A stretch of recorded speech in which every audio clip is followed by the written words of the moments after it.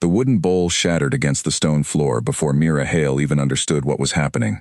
"Get away from me," Damon Cross said, his voice loud enough to silence the entire hall. Every head turned, every eye landed on her. Mira froze, her hand still curled as if she were holding the tray she had been carrying only seconds before. The soup she had made that morning, the one she had stirred for an hour to get exactly right, now spread across the floor in a slow, dark pool. "I reject you," Damon said again, this time slower, so that no one in the room could pretend they misheard him. "You are not my mate. You will never be my mate." A murmur rippled through the crowd. Someone laughed, quickly, then covered it with a cough.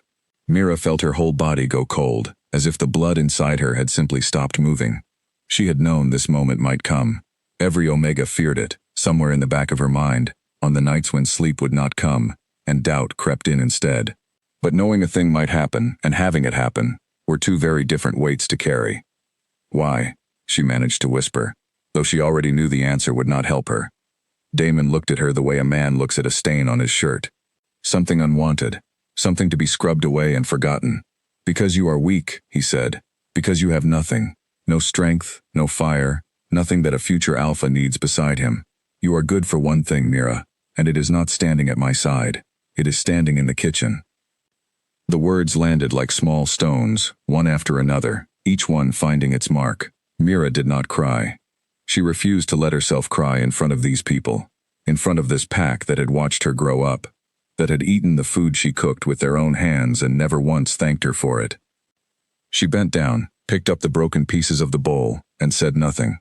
"Someone clean this up," Damon said, already turning away, already speaking to his second-in-command, Owen Pratt, about something else entirely, as if the woman he had just destroyed in front of 200 people was already forgotten.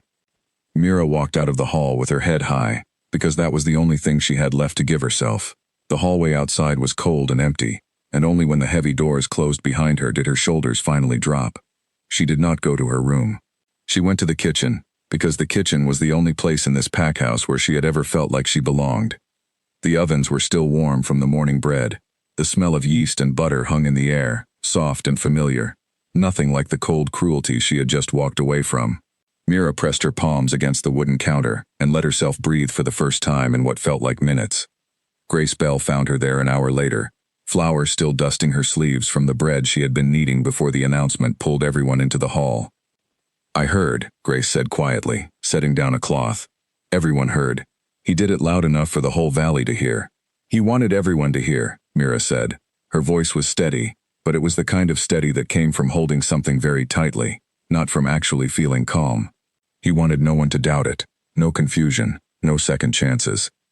"You deserve better than him," Grace said. Mira almost laughed, but it came out closer to a broken sound than a real laugh.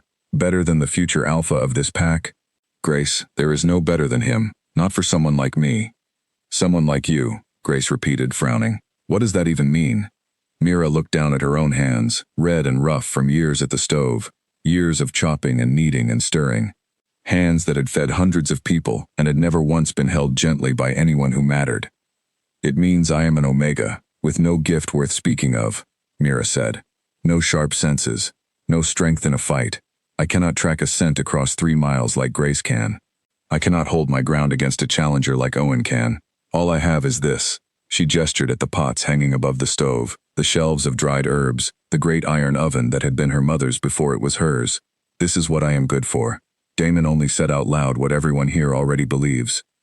Grace opened her mouth to argue, but the words seemed to catch somewhere behind her teeth, because even she could not think of anything strong enough to push back against the truth sitting in the room between them. That night, Mira could not sleep. She lay in her narrow bed above the kitchen and listened to the sound of the pack house settling into silence, the creak of old wood, the distant call of an owl somewhere past the tree line. She thought about her mother, who had died 3 winters ago, and who had once told her that a person's worth was not something anyone else got to decide. Mira had believed her, once. Tonight, lying awake with the memory of Damon's voice still ringing in her ears, she was no longer sure the words had ever been true. By morning, word of the rejection had spread through every corner of the pack. She felt it in the way people looked at her when she crossed the courtyard to gather eggs from the hens. She felt it in the way conversations stopped when she entered a room and started again, quieter, the moment she left. No one was cruel to her face. They did not need to be. The silence itself was cruel enough. She threw herself into work instead. It was easier than thinking. She made bread before dawn, soup before noon, roasted meat and vegetables before the evening meal, and somewhere in the middle of all that motion, she found a kind of peace. The kitchen did not judge her. The fire did not care whether she was wanted by an alpha or not. Flower did not know she had been called weak in front of the entire pack. Here, at least, she was simply Mira, and Mira knew exactly what she was doing. 3 days after the rejection, a storm rolled in from the north, dark clouds stacking over the mountains like something building toward a decision. The wind picked up in the late afternoon, rattling the shutters, and by evening the rain had turned into something closer to a wall of water than a simple storm. Mira was scrubbing the last of the dinner pots when Sophie, one of the younger pack members who helped in the kitchen, burst through the door with her hair plastered flat against her face. "There's someone at the gate," Sophie said, breathless. "A traveler. He's asking for shelter." "In this weather? Alone?" Mira set down the pot she was holding. "He says he's just passing through," Sophie said. "Owen wanted to turn him away, but Noah said we can't leave a stranger out in a storm like this, not without knowing who he is at least." Mira wiped her hands on her apron and followed Sophie out into the hall, curious despite the exhaustion pulling at her shoulders. She told herself she was only checking whether the guest would need food, nothing more. But some small part of her, the part that had spent 3 days feeling invisible, wondered what it might be like to see a face that did not already know the shape of her failure. The great door stood open when she arrived, rain blowing sideways into the entryway, and there, dripping and dark-haired, stood a man Mira had never seen before in her life. He was tall, taller than Damon, with shoulders that filled the doorway, and a stillness about him that felt different from anyone she had met. Where Damon moved through rooms like he expected the world to step aside for him, this stranger stood with a quiet, watchful patience, as though he had all the time in the world and needed none of it wasted. "I am sorry to intrude," the stranger said, his voice low and even, carrying easily over the sound of the rain. "I only need shelter until the storm passes. I do not wish to cause trouble." Noah, one of the pack elders, stepped forward, studying the man with narrowed eyes. "You're a long way from any road we know," he said. "What business brings you through our territory?" "Travel," the stranger said simply. Nothing more. It was not much of an answer, and Mira could see Noah did not fully believe it, but the storm outside was growing worse by the minute, and even a suspicious pack elder could recognize that turning away a lone traveler in weather like this would bring shame on the whole territory. "You may stay in the guest quarters until morning," Noah said finally, "but you will answer for yourself properly once the storm clears." The stranger inclined his head, accepting the terms without complaint. His eyes swept the hall once, taking in the faces watching him, and for a brief moment they landed on Mira, standing near the back with her apron still dusted in flour. Something in his gaze paused there, just slightly, before moving on. Mira told herself it meant nothing. Strangers looked at new faces. That was simply what eyes did in an unfamiliar room. "He'll need something hot," Noah said, glancing toward the kitchen. "Can someone bring food to the guest quarters?" Owen, standing near the fire with his arms crossed, made a small sound of disgust. "Let him wait until morning. We owe him nothing beyond a roof." "He's soaked through, and likely half frozen," Noah said sharply. "We are not so poor in hospitality that we let a guest go hungry in our own house." The silence that followed made it clear no one else wanted the task. Sophie was already exhausted from the day's work, and the others seemed content to let the matter drop, the way they let most uncomfortable things drop these days when it came to guests who inconvenienced them. Mira stepped forward before she had fully decided to. "I'll bring him something," she said. Owen glanced at her with the same expression he always wore when he looked at her lately, something between pity and disdain.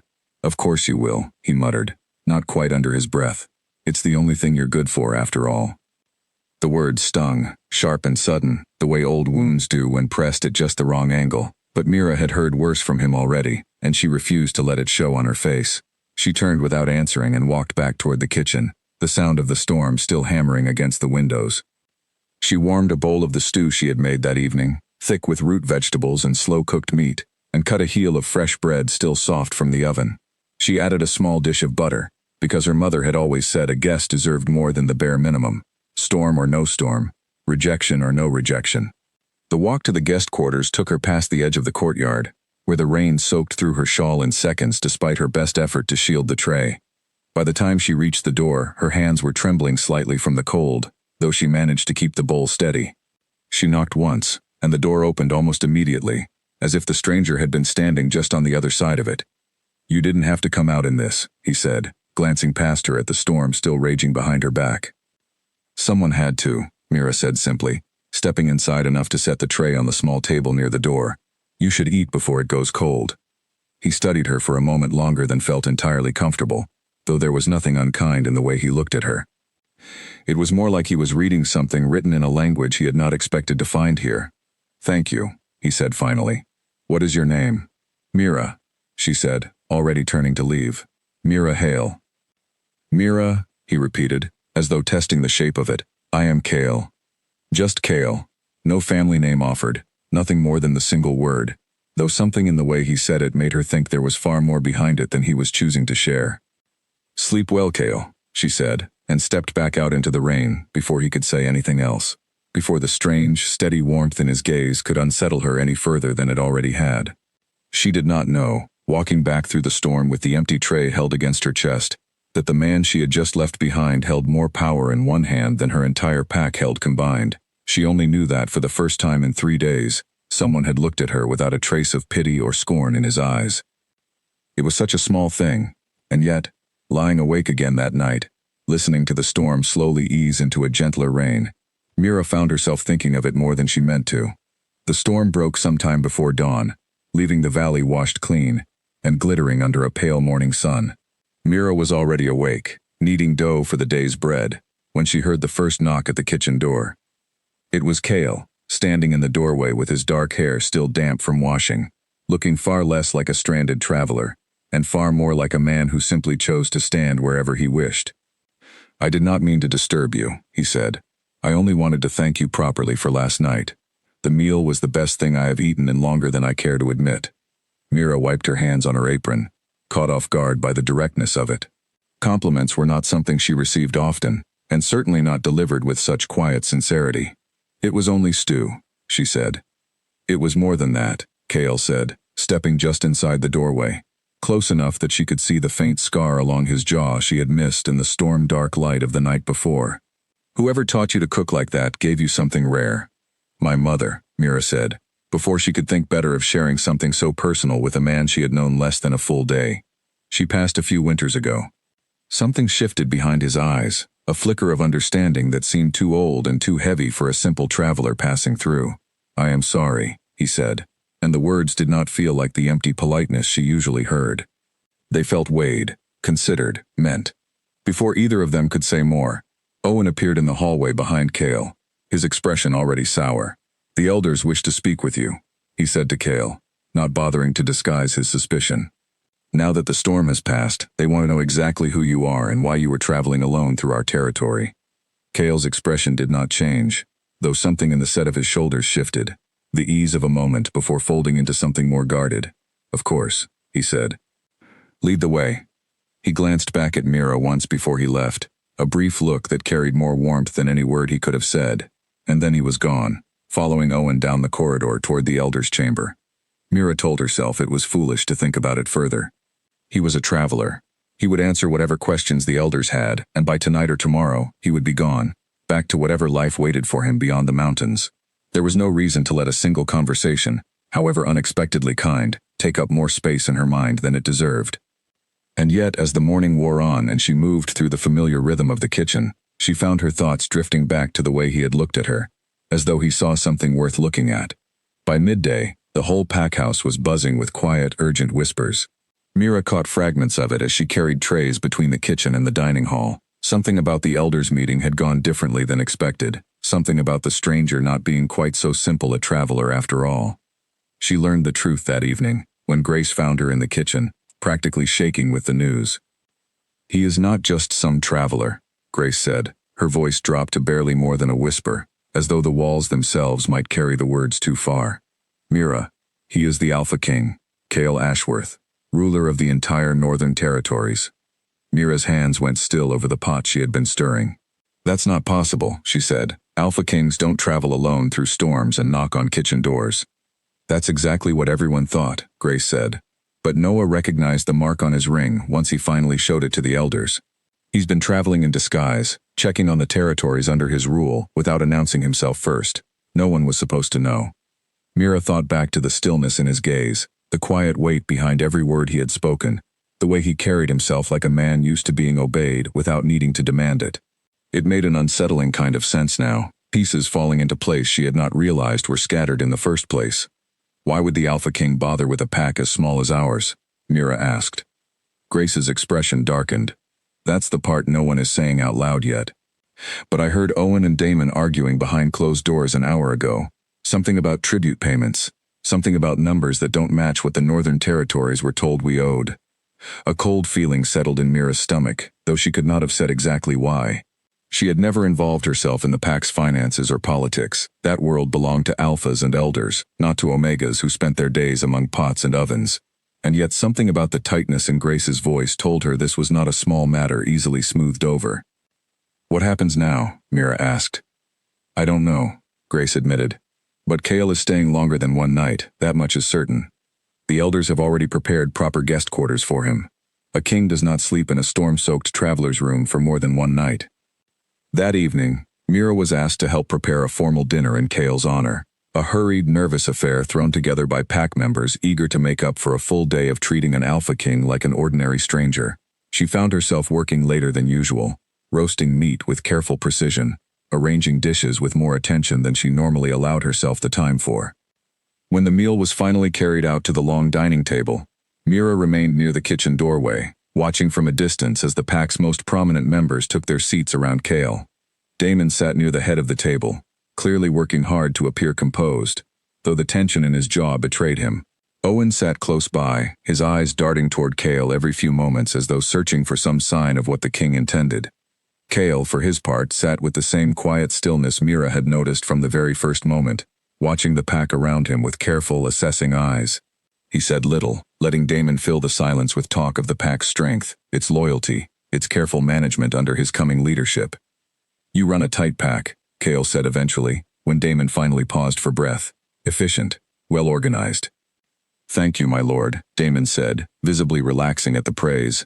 And yet, Kale continued, his tone unchanged, though something sharper moved beneath the surface of it now. The numbers reported to my treasury over the last 2 years do not match what I am seeing here tonight. A pack this well-fed, this well-maintained, does not typically claim hardship when tribute season arrives. The table went quiet.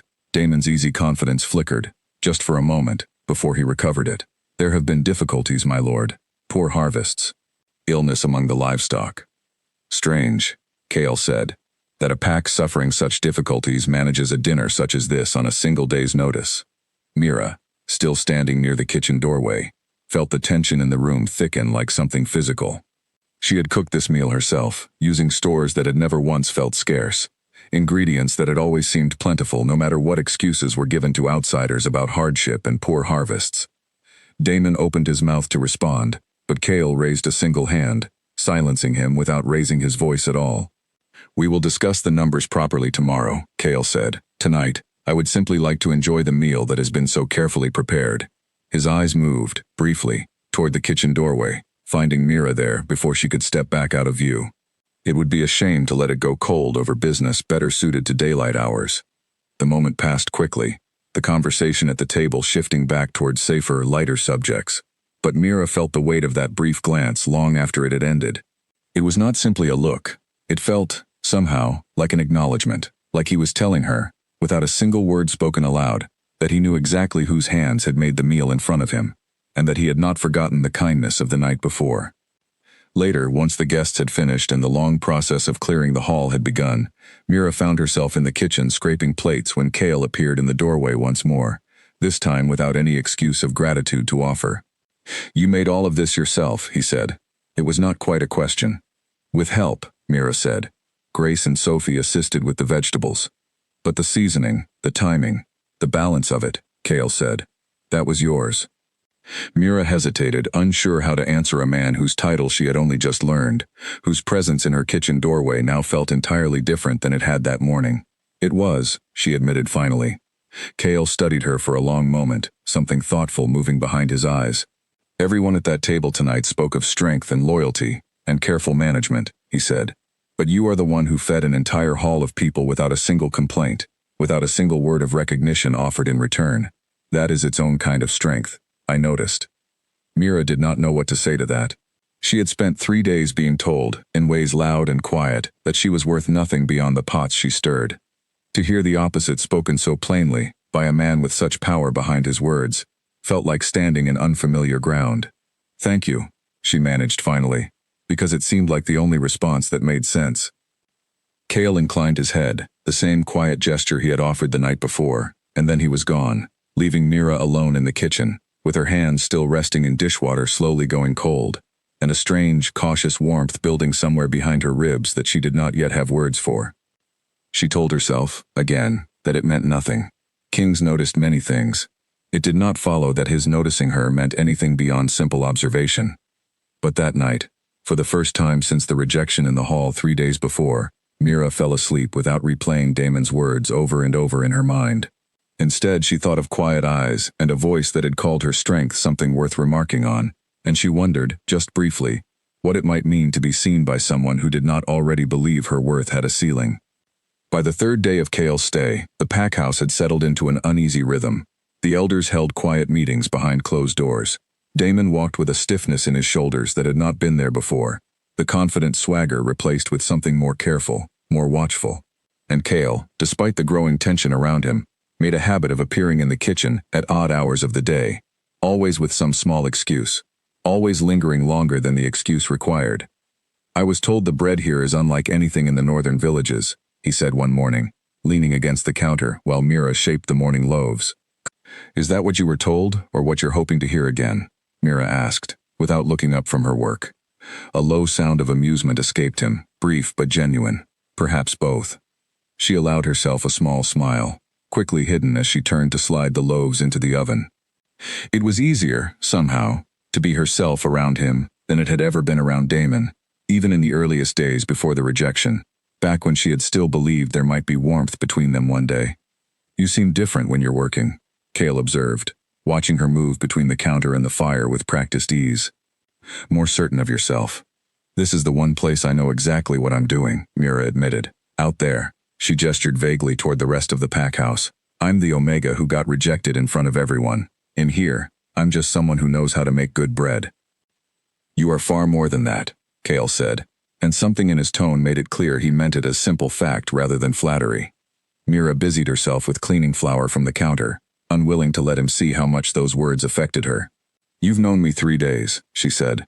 You can't possibly know what I am or am not. I know what I've watched, Cale said. I watched you feed an entire hall without recognition. I watched you comfort a crying child in the courtyard yesterday, when her own mother was too busy to notice her tears. I watched you carry water to the elderly woman who can no longer make the walk to the well herself, every single morning, without anyone asking you to. He paused, his eyes steady on hers. 3 days is enough time to notice a person's character, Mira, even if it is not enough time to know every detail of their life. Mira felt heat rise in her cheeks, unused to being observed so closely, so carefully. You've been watching me, she said, unable to keep the surprise from her voice. I have, Cale said simply, without any trace of embarrassment at the admission. I find I cannot help it. Before she could respond, the kitchen door swung open, and Owen stepped inside, his expression already sour with suspicion at finding the two of them together again. My lord, Owen said, his tone carefully polite, though his eyes carried none of the same courtesy. The elders are ready to continue the discussion of the tribute records, if you're available. Cale straightened, the easy warmth in his expression folding back into something more composed, more guarded. Of course, he said. He glanced once more at Mira before following Owen out of the kitchen, and though he said nothing further, the look carried its own quiet promise that the conversation between them was far from finished. Mira spent the rest of the morning distracted, her thoughts drifting despite her best efforts to focus on the tasks in front of her. Grace noticed almost immediately when she arrived to help with the midday meal. You've burned the onions, Grace said, wrinkling her nose at the pan. I have not, Mira said, glancing down to find the onions indeed a shade darker than she had intended. She sighed, scraping them aside to start again. Fine, perhaps I have. It's him, isn't it? Grace said, not bothering to disguise the knowing look on her face. The Alpha King. It's nothing, Mira said quickly, though the color rising in her cheeks likely told a different story. Mira, Grace said, setting down the knife she had been using to chop carrots. An Alpha King does not spend 3 days finding excuses to visit a kitchen unless something has caught his attention there. He's simply grateful for the meals, Mira said, though even to her own ears the explanation sounded thin. Grace gave her a look that suggested she believed none of it, but she let the subject drop, returning to her chopping with a small, knowing smile that Mira chose to ignore entirely. The tension in the pack house continued to build as the days passed. Whispers grew about the tribute records, about discrepancies the elders could not fully explain, about numbers that seemed to shrink and grow, depending on who was asked and when. Damon grew increasingly short-tempered, snapping at pack members over small matters that would never have bothered him before, and Owen shadowed Kale's every movement with the careful watchfulness of a man guarding something he feared losing. Mira tried to stay out of it, focusing on her work, avoiding the political maneuvering happening in rooms far above her station. But it was impossible to entirely escape the atmosphere settling over the pack house, a heaviness that seemed to grow with each passing day. It was on the 5th day that everything shifted. Mira was gathering herbs in the small garden behind the kitchen when she heard raised voices coming from the training yard nearby. She recognized Damon's voice first, sharp with barely controlled anger, and then Owen's, lower but no less tense. Curiosity got the better of her, and she moved quietly toward the fence separating the garden from the yard, peering through the wooden slats to see what had caused such a disturbance. Kale stood at the center of the yard, his posture calm despite the clear agitation surrounding him. Damon paced in front of him, gesturing sharply as he spoke. "You cannot simply arrive in my territory and start questioning years of careful management," Damon said. "Whatever discrepancies you believe you've found, there are explanations, reasonable explanations." "Then provide them," Kale said, his voice carrying an edge Mira had not heard from him before, cold and unyielding beneath its calm surface, because so far, every explanation offered has only raised further questions. "This is my pack," Damon said. "My territory to manage as I see fit." "Your territory exists within my kingdom," Kale said, "and a leader who cannot account for the resources owed to the crown while simultaneously treating his own people with such disregard is not a leader I have any confidence in." Damon's face darkened at the words, though he seemed to catch himself before responding with the full force of his temper. "With respect, my lord, you have been here 5 days. You do not know this pack the way I do." "I know enough," Kale said. "I have watched how you speak to those beneath you. I have watched who you reward and who you dismiss. A pack's true character is not found in its alpha speeches at the dinner table. It is found in how the quietest, least powerful members are treated when no one important is watching." Mira's breath caught in her throat. She understood, suddenly, exactly what he was referring to, and the realization sent a strange, warm ache through her chest. Damon's eyes narrowed, something calculating moving behind them. "Is this about the Omega?" he said, his voice dropping into something quieter, more dangerous. "The one I rejected." Silence stretched between them for a long moment. Mira pressed herself closer to the fence, hardly daring to breathe. "Her name is Mira," Kale said finally, his voice perfectly even, though something beneath it carried a weight that made even Damon take half a step back. "And you would do well to remember it, given how carelessly you discarded her. She was never fit to stand beside an alpha," Damon said. "Zweek, no gift worth speaking of. I did the pack a favor by rejecting her before she could weaken our bloodline further." The words hung in the air, ugly and sharp, and Mira felt them land against her chest even from a distance, even having heard nearly identical words from his own mouth days before. But something had changed in the days since then, some quiet strength building beneath her skin that had not been there before, and this time the words did not break her the way they once might have. "You are wrong about her," Kale said, his voice low and certain. "And I suspect, very soon, the truth of what she is worth will become impossible for you to ignore." He turned then, walking away from Damon without waiting for a response, and Mira barely had time to step back from the fence before his path brought him directly past the garden where she stood. Their eyes met, and for a long moment, neither of them spoke. He had known, she realized. He had known she was there, listening, the entire time. "You heard that," Kale said, his voice gentler now than it had been moments before. "I did," Mira admitted. "I meant every word," Kale said. "He was wrong about you then, and he remains wrong about you now." Mira felt something tighten in her throat, an emotion too complicated to name easily. "Why do you care what he thinks of me?" she asked. "You are the Alpha King. My worth or lack of it should mean nothing to someone of your position." Kale stepped closer, close enough that she had to tilt her head slightly to meet his eyes. It means far more to me than I expected it to, he said quietly. More than I know how to explain in a single conversation in a garden. The words settled between them, heavy with meaning neither of them had spoken aloud yet, and Mira found herself unable to look away from the steady warmth in his gaze. I should get back to the kitchen, she said finally, though she made no immediate move to leave. Of course, Cale said. But he did not step back either, and for a long moment, the two of them simply stood there, the weight of everything unsaid stretching quietly between them, until the sound of Grace calling her name from the kitchen door finally broke the spell, and Mira turned to go, her heart beating faster than she cared to admit. Word of the conversation in the training yard spread through the pack house faster than Mira could have imagined. By the following morning, it seemed every pair of eyes she passed carried a different kind of weight than they had before, curiosity mixed with something else she could not quite name. Sophie was the first to say it out loud, catching Mira alone in the kitchen while the ovens warmed for the day's baking. They're saying the Alpha King defended you, Sophie said, her eyes wide with barely contained excitement. In front of Damon, in front of everyone who was near the training yard. People exaggerate, Mira said, though her hands were not quite as steady as she wanted them to be while measuring flour into the mixing bowl. Owen said the king called Damon a fool for rejecting you, Sophie pressed. Is that true? I don't know what Owen thinks he heard, Mira said carefully, unwilling to confirm or deny anything that might travel further than it already had. Sophie studied her for a moment longer, clearly unconvinced by the deflection, but she let the matter drop, returning to her own tasks with an air of barely suppressed satisfaction, as though she had learned something delicious and could not wait to share it further. Mira sighed and continued her work, though her mind kept circling back to the conversation in the garden, to the way Cale had looked at her, to the words he had spoken as though they cost him something to say plainly. She told herself repeatedly that it changed nothing about her situation. She was still the rejected Omega. The pack still whispered about her. Even if the whispers had shifted in tone, nothing about her actual life had changed simply because a powerful man had chosen to defend her once. And yet, something had shifted, quietly, beneath the surface of her days.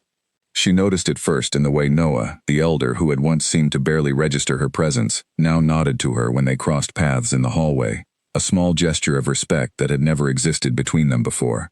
She noticed it in the way certain pack members who had avoided eye contact with her since the rejection now offered small, uncertain smiles, testing whether her new proximity to power meant she deserved kinder treatment than they had previously bothered to give.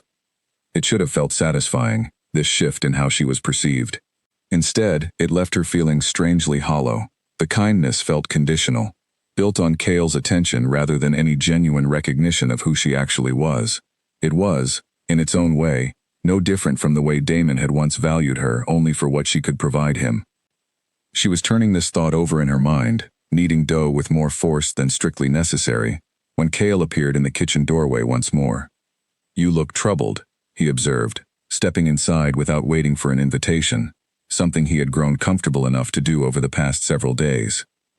People are treating me differently, Mira said, not bothering to soften the observation, because of what happened in the yard. And that troubles you, Cale said, studying her carefully. It should feel good, Mira admitted, to finally be treated with some respect. But it doesn't, not entirely, because I know the respect isn't really for me. It's for whatever they think I might become, now that you've shown interest in me. Something in Cale's expression shifted, thoughtful and slightly troubled. That is a fair concern, he said after a moment, and I owe you an apology if my attention has made your position here more complicated rather than easier. Mira paused her kneading, surprised by the directness of the admission. You don't need to apologize, she said. You've done nothing wrong. Perhaps not wrong, Cale said, but I have not fully considered how my presence might affect the way you are perceived here, beyond the moment itself. That was careless of me. You defended me, Mira said. That's not something I can be angry about, even if the aftermath is complicated. I would defend you again, Cale said simply, regardless of the aftermath. What Damon said about you, in that yard and in the hall before it, was cruel and untrue. I could not stay silent while hearing it repeated. Mira studied him for a long moment, trying to understand the strange, steady certainty in his voice. Why? She asked finally. Why does it matter so much to you what he thinks of me, or how I am treated? You barely know me. Cale was quiet for a moment, as though considering how much of the truth he was willing to share. I have ruled the Northern Territories for 6 years, he said eventually. In that time, I have met countless people eager to please me, to tell me what they think I wish to hear, to perform strength and loyalty because they believe it is what I value most. You have done none of that. From the very first night, you simply were who you are, without performance, without pretense. That is rarer than you might imagine, among those who know who I am. And you did not even know my name. That's not really an answer to why you care, Mira said quietly. No, Cale admitted. It is not the full answer, but it is the part of the truth I am ready to speak aloud today. The admission hung between them, honest in its incompleteness, and Mira found she respected it more than she might have respected an easy, polished explanation. There was something in the careful way he chose his words, something that suggested he took the weight of them seriously, unlike Damon, who had always spoken first and considered consequences only when they became impossible to avoid. The elders are meeting again this afternoon, Cale said, shifting the subject slightly. About the tribute records. I expect the conversation will not be pleasant for Damon. What will happen to him? Mira asked, curious despite herself. That depends on what the records reveal, Cale said.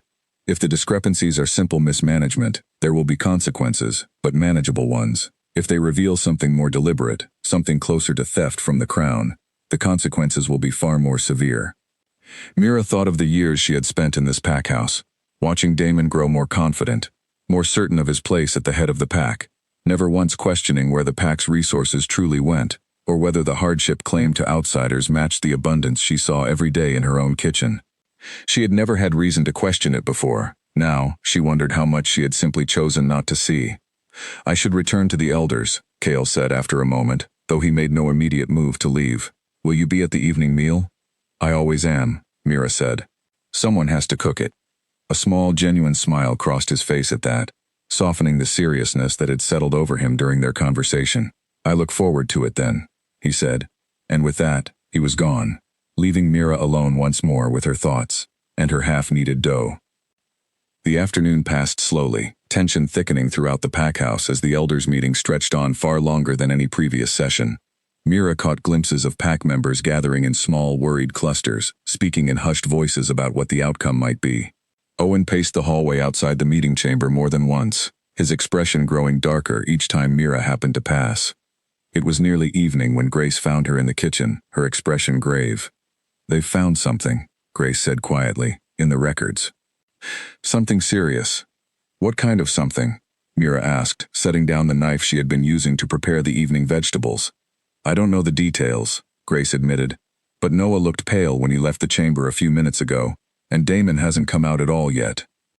Mira felt a strange knot forming in her stomach, though she could not have said whether it was worry for the pack's future or something closer to unease about what such a discovery might mean for Cale's continued presence here, for the fragile, uncertain thing beginning to grow between them.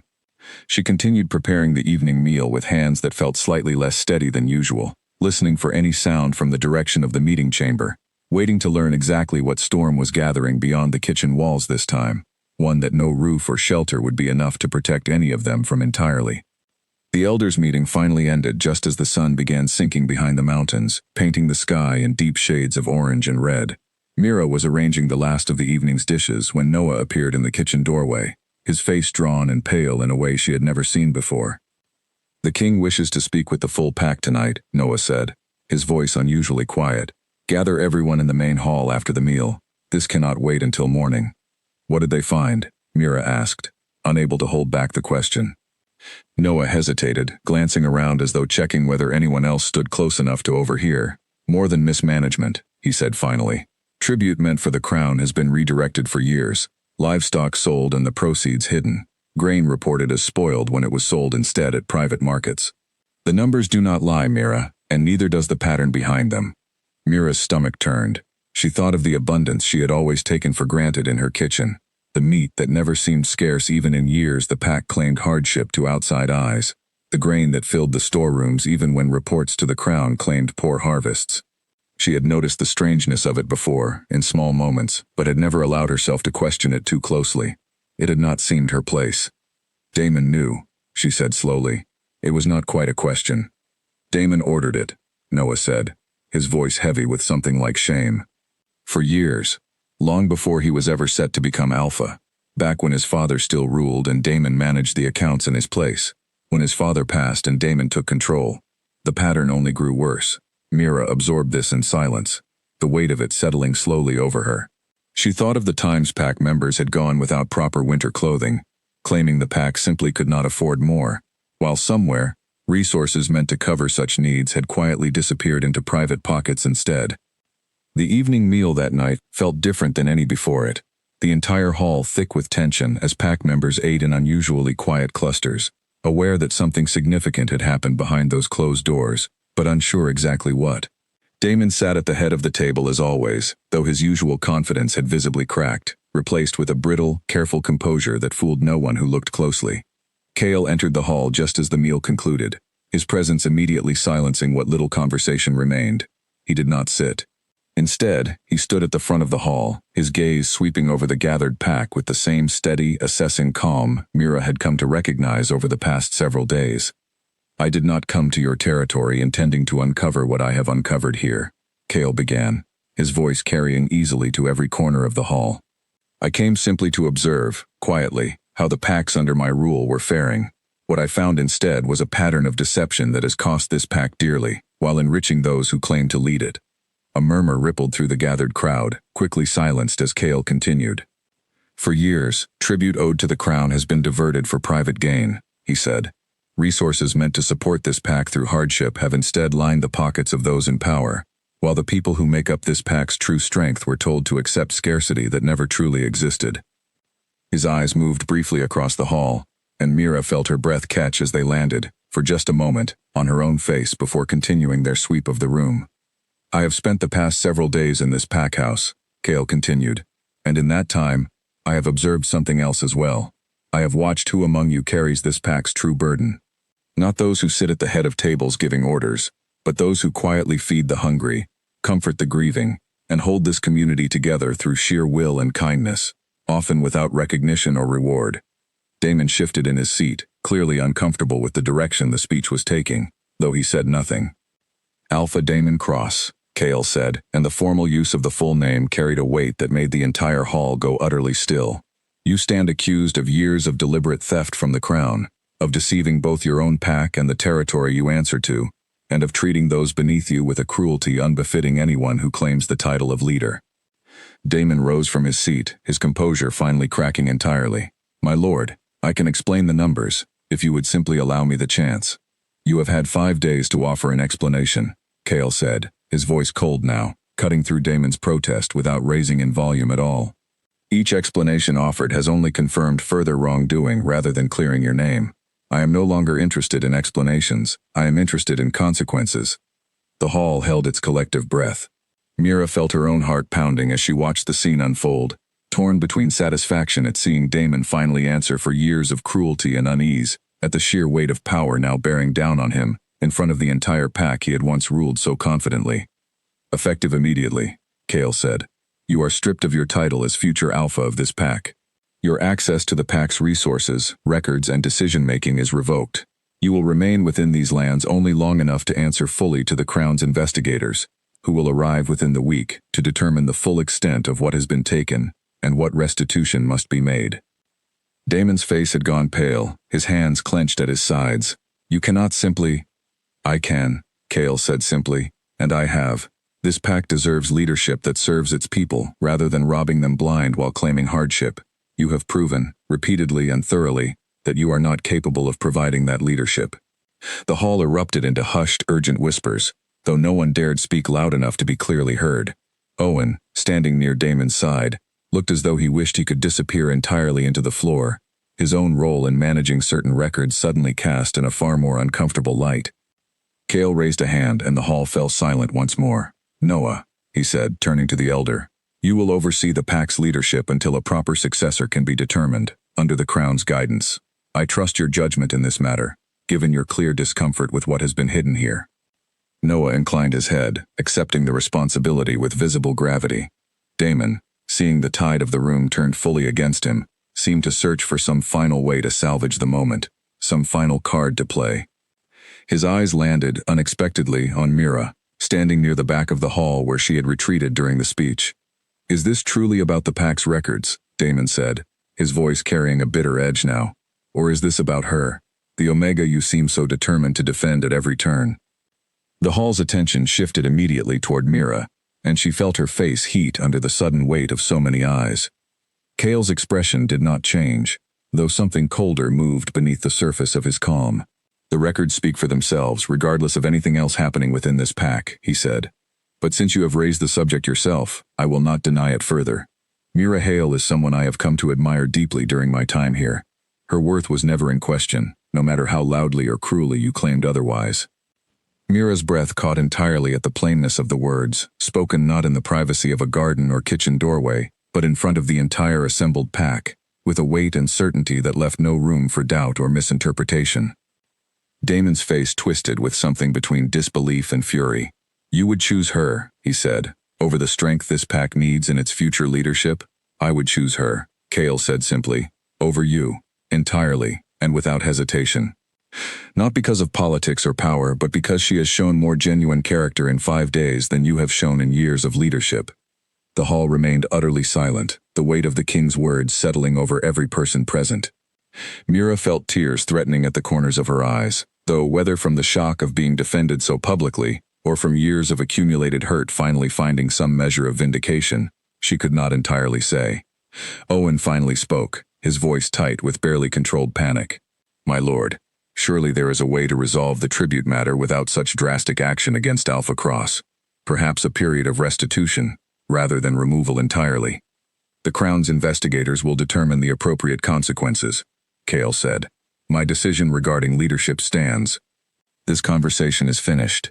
With that, he turned and left the hall, his measured stride carrying him past the stunned crowd without a single backward glance, leaving behind a room full of people grappling with a truth that had upended years of assumed order in the space of a single evening. Mira remained standing near the back of the hall long after Cale had gone, her mind racing to process everything that had just unfolded.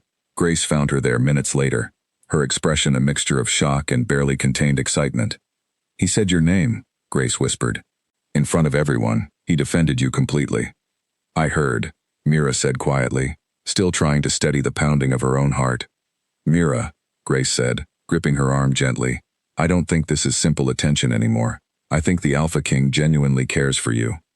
Mira looked toward the doorway Cale had disappeared through moments before, her mind still spinning with everything that had happened. Whatever this was becoming, it was no longer something she could dismiss as simple observation or passing kindness. It had grown into something far larger, something that had just reshaped the entire future of the pack she had spent her whole life within, and something that terrified her nearly as much as it made her heart ache, with a hope she had not allowed herself to feel in years. The days following Damon's removal passed in a strange, unsettled blur. The pack house, once organized entirely around Damon's authority, now found itself adjusting to Noah's careful, temporary leadership, while whispers about the Crown's coming investigators kept everyone on edge. Mira found herself avoiding the main hall as much as possible, unwilling to face the stares and whispers that followed her now, no longer whispers of pity or scorn, but something closer to disbelief and curiosity. The rejected Omega, chosen instead by an Alpha King. It was the kind of story that spread through a pack faster than any fire, and Mira felt every version of it pressing against her from every direction. She retreated to the kitchen more than ever, finding comfort in the familiar rhythm of her work even as the rest of her world shifted around her in ways she barely understood. Cale found her there on the 3rd morning after the hall meeting, kneading bread with more force than the dough strictly required. "You've been avoiding me," he observed, leaning against the counter with his usual quiet patience. "I've been avoiding everyone," Mira admitted, not bothering to deny it. "It's easier than answering the same questions over and over." "What questions?" Cale asked. "Whether it's true," Mira said. "Whether the Alpha King really said what he said. Whether I'm going to become some kind of noblewoman now. Whether I'll forget everyone here once I'm living in a palace somewhere in the north." She shook her head, pressing her palms harder into the dough, as if any of that has actually been decided. Cale was quiet for a moment, watching her work. "I understand the pack's curiosity is overwhelming," he said finally, "but I should have spoken with you before making such a declaration in front of everyone. That was thoughtless of me, however true the words were." Mira paused, looking up at him. "Do you regret saying it?" "Never," Cale said without hesitation. "I regret only that I did not consider how it might feel for you, to have something so personal announced before we had even spoken plainly to each other about what it meant." Mira set down the dough, wiping her hands slowly on her apron, buying herself a moment to gather her thoughts. "Then tell me now," she said, plainly. "What exactly did you mean in that hall?" Cale straightened, meeting her eyes with the same steady seriousness he had carried throughout every conversation they had shared so far. "I meant that I wished to court you," he said. "Properly. Not as some fleeting attention paid to a woman I happened to notice during an inconvenient stay in a storm. I mean it as something real, something I intend to pursue with full seriousness, if you are willing to consider it." The words hung between them, direct and unmistakable, and Mira felt her breath catch at the sheer weight of what he was offering. "You barely know me," she said finally, echoing words she had spoken to him before, though this time they carried less certainty than they once had. "I know enough to be certain of what I feel," Cale said, "but I am not asking you to be equally certain, not yet. I am only asking whether you are willing to let me court you properly, to give both of us the chance to know each other fully, without the shadow of everything that happened in that hall hanging over every conversation we have." Mira thought of Damon's rejection, still fresh enough to sting despite everything that had happened since. She thought of years spent believing her worth began and ended with what she could cook, with what she could provide, with how useful she could make herself to people who never once considered whether she deserved more than mere usefulness in return. "I don't know how to be courted by an alpha king," she admitted quietly. "I don't know the customs, the expectations. I've spent my whole life in a kitchen, Cale. I don't know if I would even know how to exist in the world you come from." "Then we will learn together," Cale said. "I have spent 6 years ruling alone, surrounded by people who tell me what I wish to hear, rather than what is true. I do not know how to be courted honestly either, not really. Perhaps we are equally unprepared for this, in our own ways." A small, surprised laugh escaped Mira despite herself. "You, unprepared? You seem certain of everything you say." "I am certain of what I feel," Cale said. "That does not mean I know precisely how to navigate what comes next. I have never wanted to court anyone before, Mira. Not truly. Not until I stood in a doorway in the middle of a storm and was handed a bowl of stew by a woman who had no idea who I was, and who cared for me anyway, simply because it seemed the right thing to do." Mira felt her chest tighten with an emotion too large and complicated to easily name. "This is happening so quickly," she said. "Less than 2 weeks ago I was rejected in front of the entire pack. Now you're standing here talking about courtship as though the world has simply rearranged itself around us." "It has in its own way," Cale said gently. "But you do not need to answer today, or even this week. I am not asking for an immediate decision. I am only asking whether you are willing to let this grow, slowly, honestly, without either of us pretending certainty we do not yet fully possess." Mira considered his words carefully, weighing the fear still lodged in her chest against the quiet, steady warmth that had been building there since the very first night of the storm. "I need time," she said finally. "Not to decide against you. Just time to understand what I actually want, separate from everything that's happened around me these past weeks." "Take whatever time you need," Cale said. "I am not going anywhere, not until the Crown's investigation here is complete. And even after that, I do not intend to simply disappear from your life without giving this the chance it deserves." The kitchen door opened before Mira could respond further, and Sophie stepped inside, her expression carrying an urgency that immediately shifted the mood in the room. "My lord," Sophie said, slightly out of breath, "Owen is asking to speak with you. He says it's urgent, something about the tribute records." Cale's expression shifted immediately into something more guarded, the warmth of moments before folding away into careful alertness. "I'll come at once," he said, though he glanced back at Mira before leaving, a silent promise that their conversation was not truly finished, only paused.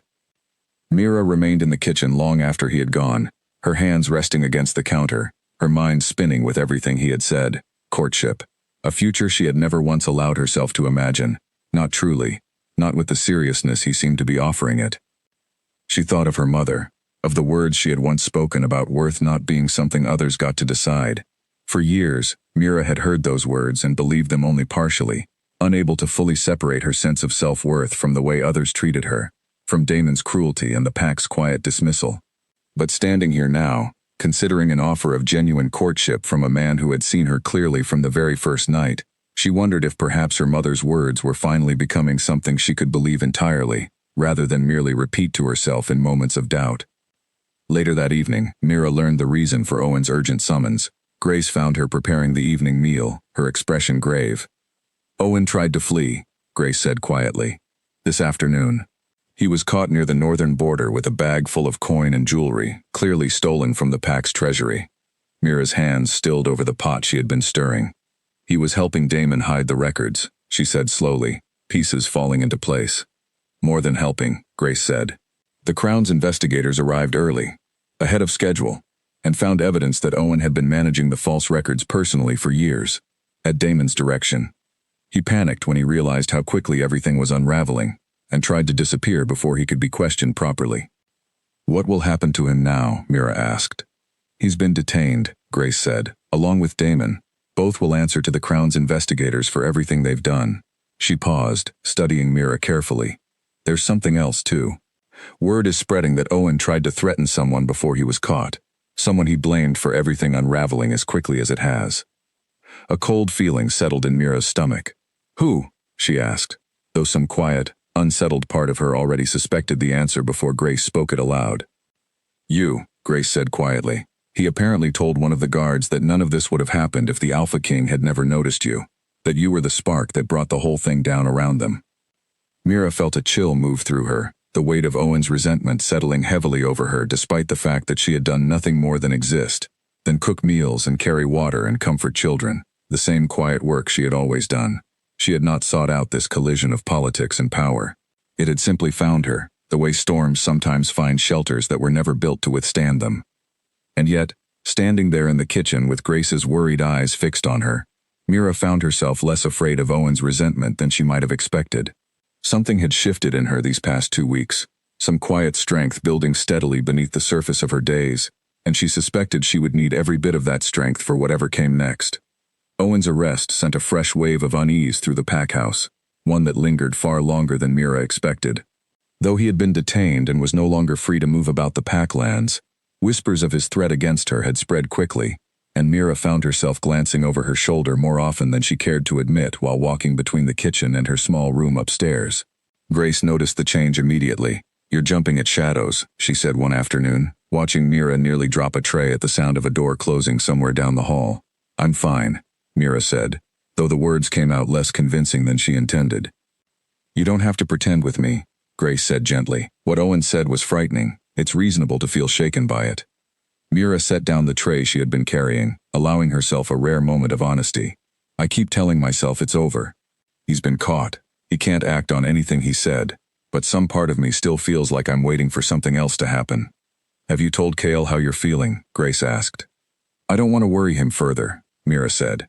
He already has enough to manage, with the investigation and the pack's leadership in such disarray. Mira, Grace said, her tone firm.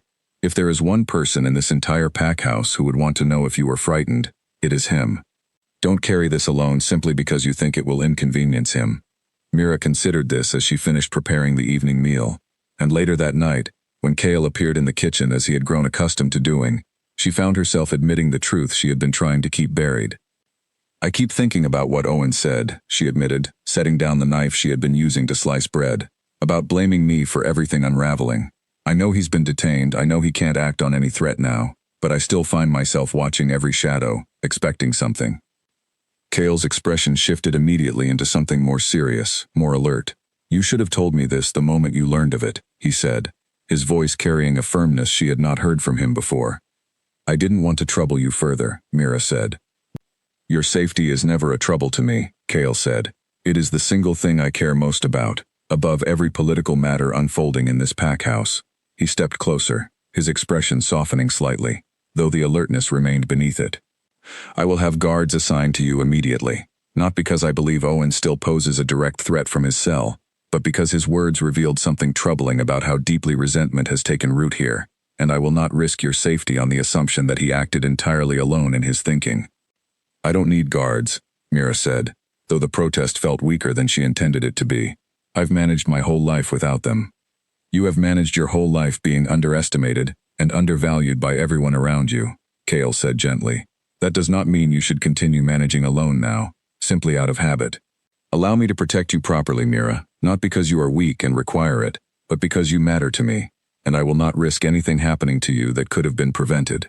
Mira felt something in her chest loosen slightly at the firmness and warmth combined in his words. For so long she had been the one caring for others, comforting children, feeding the hungry, carrying water for those too weak to fetch their own. The idea of someone insisting on caring for her in return felt foreign, almost uncomfortable in its unfamiliarity, and yet undeniably welcome. "All right," she said finally. "If it will ease your mind." "It will," Cale said, relief visible in the way his shoulders relaxed slightly. "Ethan Cole, one of my most trusted guards, arrived with the Crown's investigators this morning. I will have him assigned to watch over the kitchen and your quarters until I am fully satisfied the situation here has settled." True to his word, Ethan appeared the following morning, a quiet, watchful man with sharp eyes that missed little, stationing himself near the kitchen entrance without ever intruding on Mira's work. She found his presence, once she grew accustomed to it, oddly comforting rather than restrictive, a steady reminder that she was no longer navigating danger entirely alone. The days that followed brought their own strange rhythm. The Crown's investigators worked steadily through the Pack's records, uncovering the full extent of the deception Damon and Owen had orchestrated over the years. Noah managed the Pack's daily affairs with careful, measured leadership, a stark contrast to Damon's careless confidence. And slowly, the Pack house began to settle into something resembling stability once more. Cale, despite the demands of overseeing the investigation, continued to seek Mira out whenever his duties allowed, and their conversations grew steadily more comfortable, more honest, the careful formality of their earliest exchanges giving way to something warmer, more natural. "Tell me about your mother," Cale asked one evening, as Mira prepared a simple meal for the two of them in the quiet kitchen, long after the rest of the Pack house had settled for the night. "She was the one who taught me everything I know," Mira said, stirring a pot of soup slowly. "She used to say that feeding someone well was one of the purest forms of care a person could offer, that it required patience, attention, and genuine understanding of what someone actually needed, not simply what was easiest to give them." "She sounds wise," Cale said. "She was," Mira agreed. "She also used to tell me that my worth was never something anyone else got to decide. I believed her, mostly, until Damon's rejection made those words feel impossible to hold on to." "And now," Cale asked gently, "do you believe them again?" Mira considered the question carefully before answering. "I'm starting to," she said. "It's strange, though. I always thought if someone finally proved my worth to me, it would come from being told I was valuable, in the same ways Damon was valued. Strength, sharp senses, the things alphas are supposed to admire. But that's not what you've shown me. You've shown me that patience and kindness and quiet care are their own kind of strength, even when they don't look like the strength the Pack always praised." "Because they are," Cale said firmly. "I have known alphas with tremendous physical strength who could not hold a pack together through genuine kindness for even a single day. What you offer, Mira, has held this entire pack together for years, largely unnoticed and unrewarded. That is not a lesser strength. It may well be the rarer one." Mira felt tears prick unexpectedly at her eyes, and she busied herself with the soup to hide the sudden emotion threatening to overwhelm her. "You keep saying things that undo years of belief I built about myself," she said quietly. "It's not always easy to hear, even when it's kind." "I'm sorry if it unsettles you," Cale said. "That is not my intention." "It's all right," Mira said, managing a small smile. "I think perhaps some beliefs need to be unsettled before better ones can take root in their place." They ate together quietly after that, the conversation settling into easier, gentler territory. Discussions of small things, favorite foods, half-remembered childhood memories, the kind of ordinary intimacy that Mira had never expected to share with someone of Cale's position and power. It felt, in these quiet moments, less like courting an alpha king, and more like simply getting to know a man who happened to carry tremendous responsibility, but who chose, in her presence, to set aside the weight of his title entirely. It was nearing the end of one such evening, the kitchen fire burning low and warm, when Ethan appeared suddenly in the doorway, his expression tense in a way that immediately drew both their attention. "My lord," he said, "there's been an incident near the eastern gate. One of the guards found signs of someone attempting to breach the Pack's boundary during the investigators' rounds tonight." Cale rose immediately, his easy warmth folding away into sharp, focused alertness. "Signs of what nature?" he asked. "Tracks leading toward the detention quarters where Damon and Owen are being held," Ethan said. "Whoever it was fled before being caught, but the guards believe it may have been an attempt to help one or both of them escape before the investigators complete their findings." Mira felt a fresh chill move through her, the fragile peace of the evening shattering entirely at the news. "Do they know who?" she asked. "Not yet," Ethan said. "But given recent events, I would advise increased caution for everyone within this pack house until the matter is resolved." Cale turned back to Mira, his expression grave. "I need to attend to this immediately," he said. "Ethan will remain with you until I return." "Be careful," Mira said, surprised by how naturally the concern rose in her, how genuinely she feared for his safety in return for all the care he had shown for hers. "Always," Cale said, and with a final lingering glance, he was gone, leaving Mira alone with Ethan in the quiet kitchen, the fire burning low, and the fragile peace of the evening replaced once more by the uneasy sense that this story was far from finished unfolding. The following hours passed slowly for Mira, each minute stretching longer than it should have as she waited in the kitchen, with Ethan standing quiet guard near the doorway. She busied her hands with small tasks, cleaning surfaces already clean, rearranging jars of dried herbs that needed no rearranging, anything to keep her mind from spiraling too far into worry. It was nearly midnight when Cale finally returned, his expression tight with exhaustion, and something else Mira could not immediately place. "What happened?" she asked, setting down the cloth she had been holding. "We found the person responsible," Cale said, settling heavily into a chair near the kitchen table. "A pack member loyal to Damon, someone who had benefited from his mismanagement in ways the investigators are still uncovering. He attempted to slip a key to the detention quarters through a gap in the wall, hoping to help Damon and Owen escape before they could be formally sentenced." "Is he caught now?" Mira asked. "He is," Cale said, "and he will answer for it, alongside Damon and Owen, when the Crown's judgment is finally delivered." He rubbed a hand over his face, weariness evident in every line of his posture. "I had hoped, once the initial discoveries were made, that the worst of this would settle quickly. Instead, it seems loyalty to Damon runs deeper in certain corners of this pack than I anticipated." Mira poured a cup of warm tea and set it in front of him without a word, the simple gesture of care feeling more natural than anything she could have said aloud. Cale looked up at her with quiet gratitude, wrapping his hands around the cup as though the warmth of it offered some small comfort against the weight of the evening. "Thank you," he said softly. "You look exhausted," Mira said, taking the seat across from him. "This can't be an easy burden to carry, unraveling years of deception while also trying to manage a pack in transition." "It is not," Cale admitted. "But it is necessary. I cannot allow a pack under my rule to continue suffering under leadership built on theft and cruelty, regardless of how difficult the process of correcting it proves to be." "Do you always carry this much weight alone?" Mira asked, studying the tired lines around his eyes. Cale considered the question for a long moment before answering. "Usually yes," he said. "It comes with the position. Few people understand the full burden of ruling, and fewer still are trusted enough to share it honestly." He paused, meeting her eyes.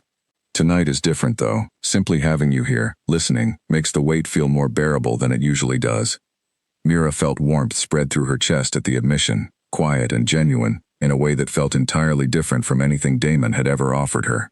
Damon had wanted a mate who added to his strength, who made him appear more powerful in the eyes of others. Cale, it seemed, wanted simply to be understood, to set down his burden occasionally in the presence of someone who would not use the moment against him. "I'm glad I could help, even in such a small way," Mira said. "It is not a small thing," Cale said. "Do not diminish it simply because it feels ordinary to you. Comfort offered honestly, without expectation of return, is one of the rarest gifts I have ever received." They sat together in comfortable silence for a while longer, the fire crackling softly in the hearth, until Cale finally finished his tea and rose, the exhaustion of the night settling more heavily over him. "I should rest," he said. "Tomorrow will bring its own difficulties, I suspect, as the investigators finalize their findings." "Sleep well," Mira said, rising as well to see him to the door. He paused at the threshold, turning back to face her. "Mira," he said, "I know I asked you to take whatever time you needed to consider my offer of courtship, but I find myself wanting to say, plainly, that tonight only confirmed what I already knew to be true. Whatever comes next, in this pack or beyond it, I want you beside me through all of it." Mira felt her breath catch at the sincerity in his voice. "I haven't given you my answer yet," she said softly. "I know," Cale said, "and I will wait for it, however long it takes. I only wanted you to know exactly how I feel, without any ambiguity remaining between us." With that, he inclined his head in the small familiar gesture she had come to associate entirely with him, and disappeared down the hallway toward his quarters, leaving Mira standing alone in the doorway with her heart beating rapidly in her chest. The following days brought a strange, uneasy calm to the pack house. The Crown's investigators completed their review of the tribute records, confirming the full extent of Damon and Owen's deception. Years of stolen resources meant to support the very people they claimed to lead. The pack member who had attempted to help them escape was identified and detained alongside them, and slowly, the pack house began to breathe more easily, the immediate threats finally contained.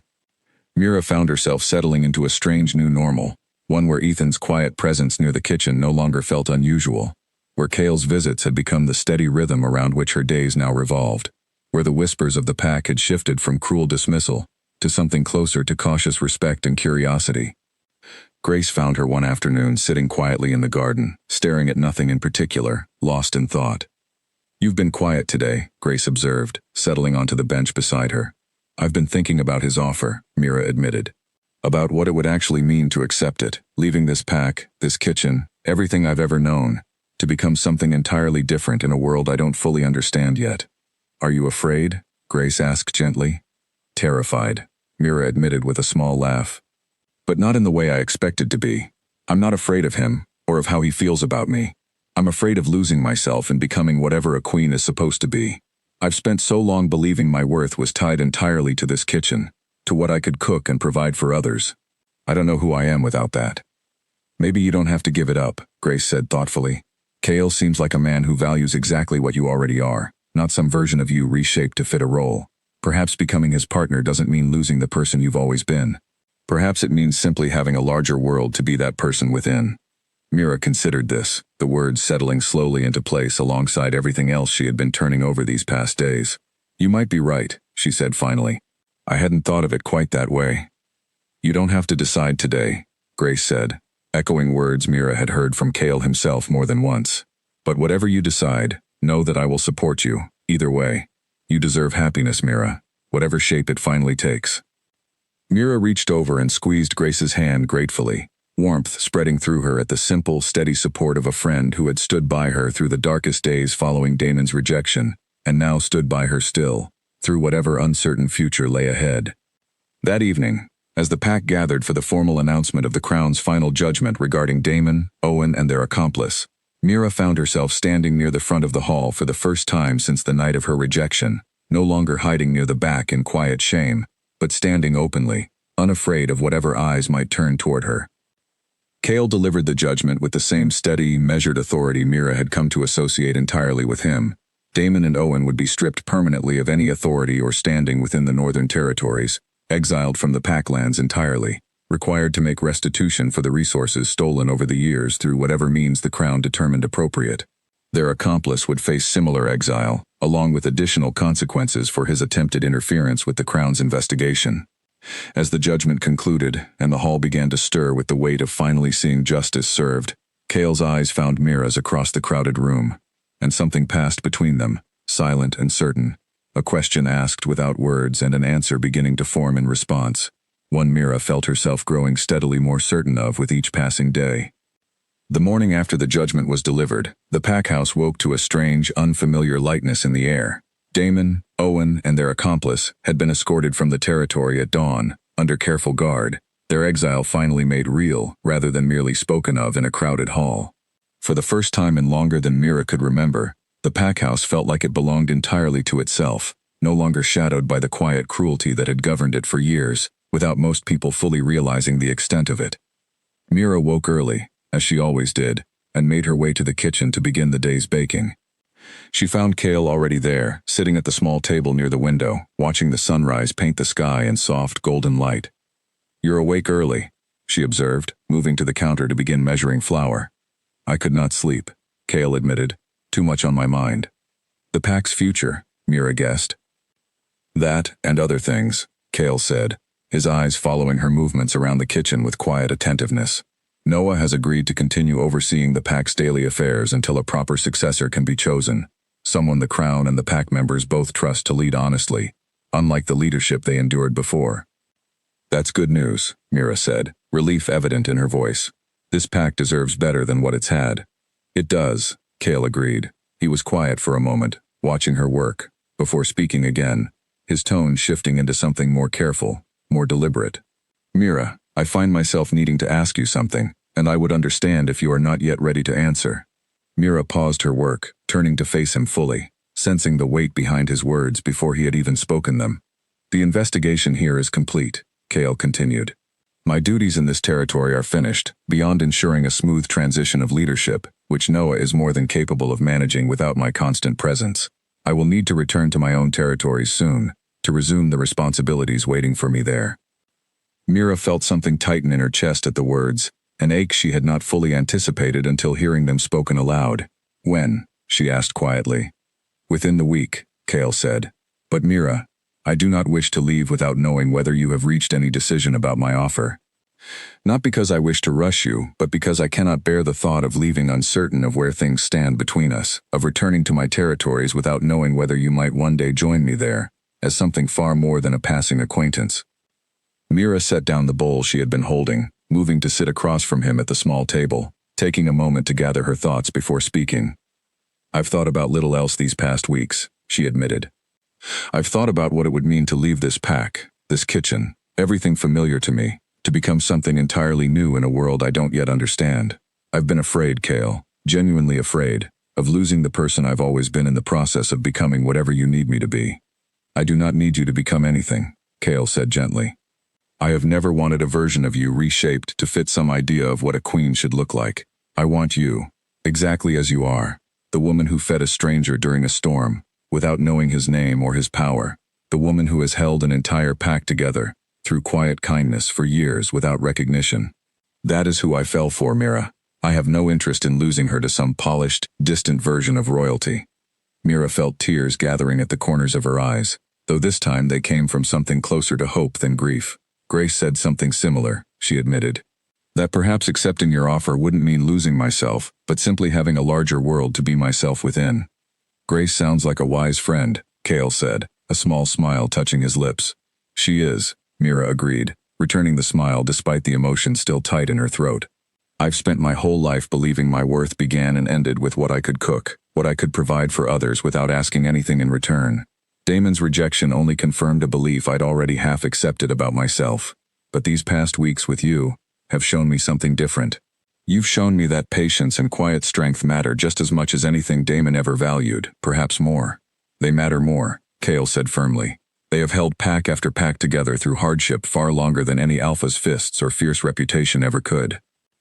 Mira took a steadying breath, feeling the weight of the moment settle over her, the culmination of weeks of quiet, careful consideration, finally reaching its natural conclusion. I accept your courtship, she said finally, the words feeling both enormous and entirely right as she spoke them aloud. Not because I'm certain of every detail of the future waiting for us, but because I'm certain of how I feel when I'm with you, and I'd rather face an uncertain future beside you than a certain, comfortable life without you in it. Cale's expression transformed entirely at her words, the careful composure he usually carried giving way to something raw and unguarded, joy breaking across his features in a way Mira had not seen from him before. He rose from his seat and crossed to where she sat, kneeling beside her chair so that their eyes met at the same level. You will not regret this, he said softly. I will spend every day proving that your trust in me was well placed. I know, Mira said, and found, to her own quiet surprise, that she truly believed it. He reached for her hand, holding it gently, his thumb brushing softly over her knuckles roughened from years of kitchen work he had never once treated as something to be ashamed of or hidden away. There is a custom, he said quietly, among alphas of significant standing, when they wish to demonstrate the depth of their devotion to someone they intend to court seriously. It involves baring one's throat, a gesture of submission rarely offered by someone of rank, especially not to someone the world might consider beneath them. I've heard of the custom, Mira said softly, though I never imagined I would witness it directed toward myself. Then allow me the honor of being the first to break that expectation, Cale said, and slowly, deliberately, he tilted his head back, exposing his throat to her in a gesture that carried more weight and vulnerability than any words could have conveyed. Mira felt her breath catch entirely at the sight, understanding immediately the significance of what he offered, a powerful alpha king choosing, openly and without hesitation, to show this ultimate vulnerability to a woman the world had once called worthless. Cale, she whispered, overwhelmed by the enormity of the gesture. I have never offered this to anyone before, Cale said, his voice slightly rough with emotion. I do not offer it lightly now. Mira reached out with trembling fingers, resting her hand gently against the side of his exposed throat, feeling the steady pulse beneath her palm, evidence of a heart beating as rapidly as her own in this quiet, significant moment. I don't know how to properly respond to something like this, she admitted softly. You already have, Cale said, straightening once more to meet her eyes fully. Simply by accepting it, by not turning away from what I've offered, You have responded exactly as I hoped you might." They remained there a while longer, the morning light growing steadily brighter through the kitchen windows, the weight of everything unspoken between them finally settling into something clear and certain. Whatever fears Mira had carried about losing herself in this new future seemed, in this quiet moment, to dissolve entirely, replaced by a growing certainty that whatever came next, she would face it not as someone diminished by change, but as someone finally, fully seen for everything she had always been. Word of their courtship spread through the pack quickly once again, but this time, the whispers carried none of the cruel undertones Mira had once feared. Instead, pack members who had once dismissed her without a second thought, now approached with genuine warmth, offering congratulations that felt, for the first time, entirely sincere rather than born of proximity to power. Noah found her later that day, offering a rare, genuine smile. "Your mother would be proud," he said simply. "She always believed you were meant for more than this pack ever gave you credit for." Mira felt tears prick at her eyes once more at the mention of her mother, grateful beyond words for the reminder that somewhere, in whatever way such things carried forward, the woman who had raised her, and shaped her into exactly who she was, might finally be watching her daughter step into a future worthy of everything she had once promised was possible. 6 months passed before Mira fully believed the life she was living was real, rather than some fragile dream she might wake from at any moment. The journey north to Kale's territories had been long, winding through mountain passes and quiet valleys she had never imagined seeing with her own eyes, having spent her entire life within the boundaries of a single small pack. She had left behind the kitchen that had shaped so much of her identity, the friends who had supported her through her darkest days, and the only home she had ever known, carrying with her little more than a handful of belongings and a heart full of cautious, growing hope. The palace that awaited her in the Northern Territories had overwhelmed her at first, its grand halls and towering ceilings feeling impossibly distant from the small, warm kitchen she had grown up within.